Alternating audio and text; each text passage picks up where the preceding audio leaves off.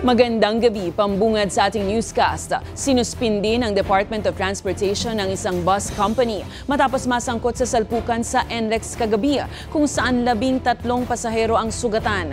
Kasabay nito ang paalala ng transport authorities na sumunod sa speed limit, lalo na ngayong Holy Week Exodus.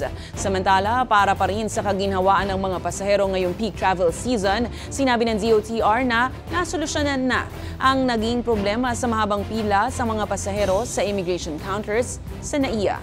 Ang balitang A to Z ni Ace Cruz. Wasak ang harapan ng bus na ito matapos na bumangga sa closed van at dump truck sa southbound lane ng NLEX sa Valenzuela City nitong Lunes ng gabi. Sugatan ang 13 sakay ng bus na pagmamayari ng Driven Bus Company, kabilang ang driver at konduktor. Ilan sa mga pasahero sinikap na makalabas sa basag na salamin ng bintana ng bus. Ayon sa isang pasahero, mabilis ang takbo ng bus mula Angat, Bulacan patungo sana sa monumento sa Caloocan. Actually, mabilis po talaga sa mag-drive.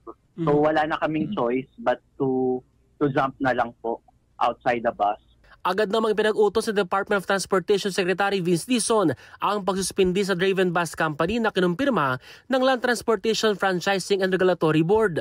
Sakop sa preventive suspension ang 6 na iba pang units na naturang kumpanya. Preventively suspend for not more than 30 days effective immediately upon receipt. Ang importante dito is that pursuant to the directive of Secretary Vince Dizon ay naglabas na po ng suspension order ang LTFRB. Itinakda ng LTFRB ang pagdinig sa naturang bus company sa April 30.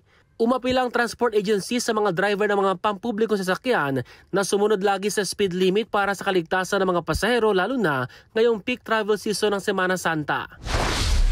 Nag-ikot naman ang Transportation Secretary sa NAIA Terminal 3 Martes na madaling araw. Partikular na inspeksyon ni Dizon ang immigration counters kung saan kapansin-pansin na wala ng congestion ng mga pasahero, hindi gaya ng mga nagdaang linggo. Holy Week ngayon, it's Holy Tuesday, it's 5 a.m. peak hours, and walang pila sa immigration. Last Tuesday, same time, we took a video of this same area.